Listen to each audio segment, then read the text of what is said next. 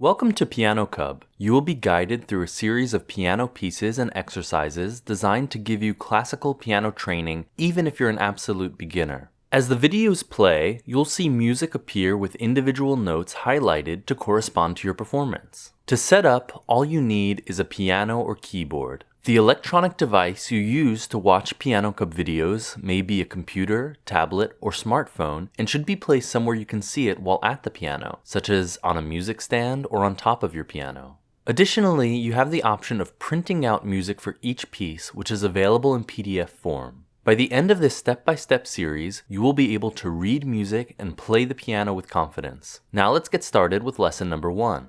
First, we'll make sure that you're sitting at the piano properly.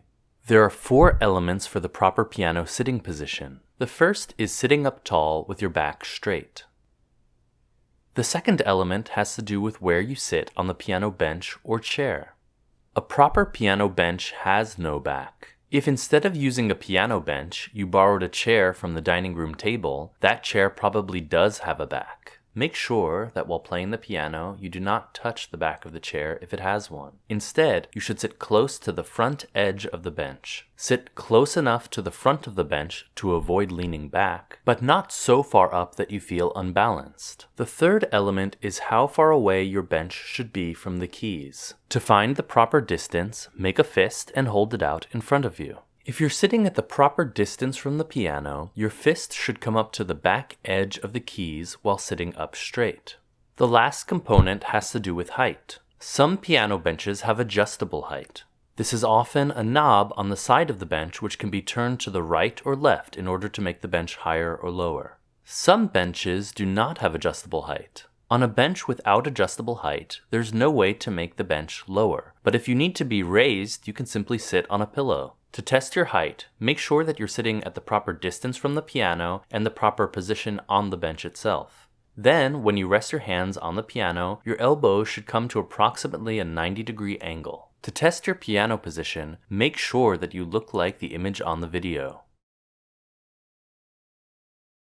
Now we'll learn about finger numbers. Each finger has a designated number. In the beginning phases of learning piano, we'll use these numbers quite frequently to help in reading music.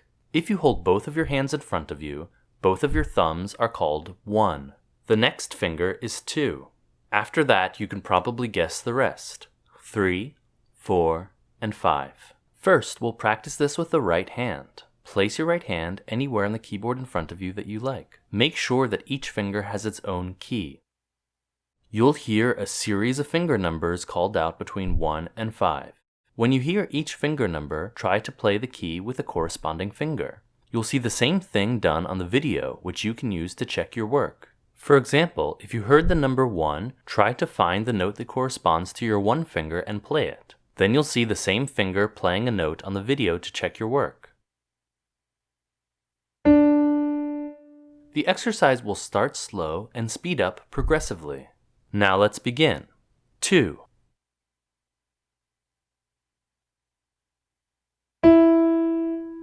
4.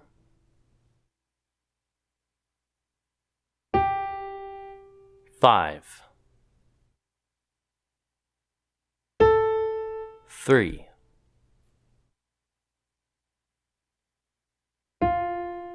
1. 4. 2. 3. 5. 1. If you were able to get all of those fingers correctly on your first try, you're doing great. If you need time to practice, go back to that section and try it again. Moving forward, we'll try the same thing now with the left hand.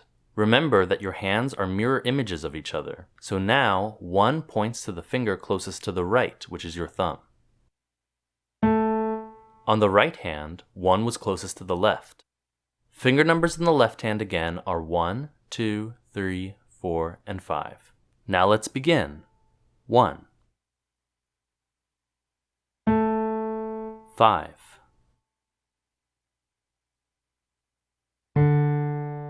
4. 2,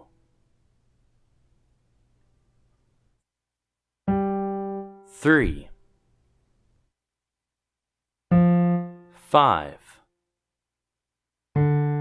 4, 1,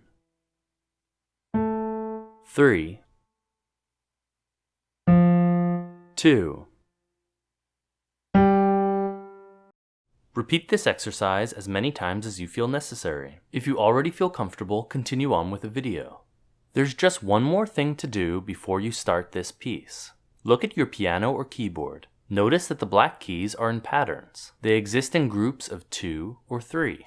Here's a group of 2 black keys together. Here's a group of 3 black keys together. Another group of 2, another group of 3, and so on. Now take a look at the music for number 1. On it, you'll see a keyboard map. The keyboard map is an image of a section of a keyboard with finger numbers on it. On the keyboard mat are several white keys, as well as a group of 2 black keys and a group of 3 black keys. The instructions read, match your right hand fingers to the keyboard as follows. Make sure to use only your right hand for this piece. With your right hand, find a group of 2 black keys. On the keyboard map, you see the numbers 2 and 3. The black key furthest to the left in the group of 2 black keys is marked with a number 2, and the black key furthest to the right in the group of 2 black keys is marked with a number 3. Place your 2 finger on the key to the left and your 3 finger on the key to the right.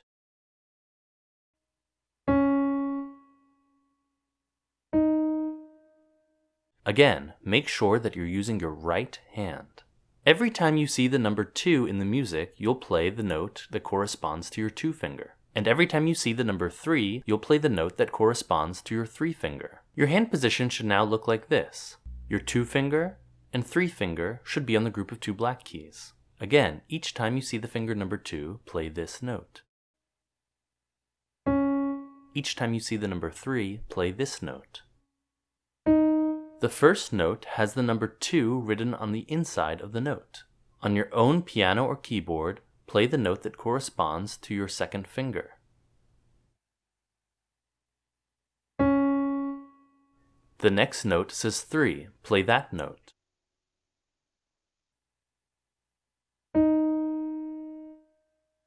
There are only 7 notes in this entire piece. Take a moment to see if you can try this entire piece on your own. Then you'll see it demonstrated on the video.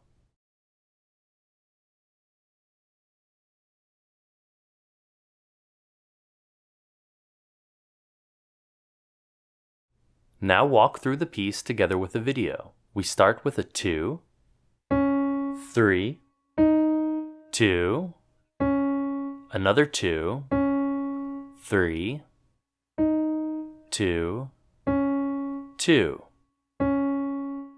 Before you move on to the next piece, you should be able to play through this entire piece without stopping. Take as much time as you need to practice this piece on your own. When you've fully learned this piece, it should look like this.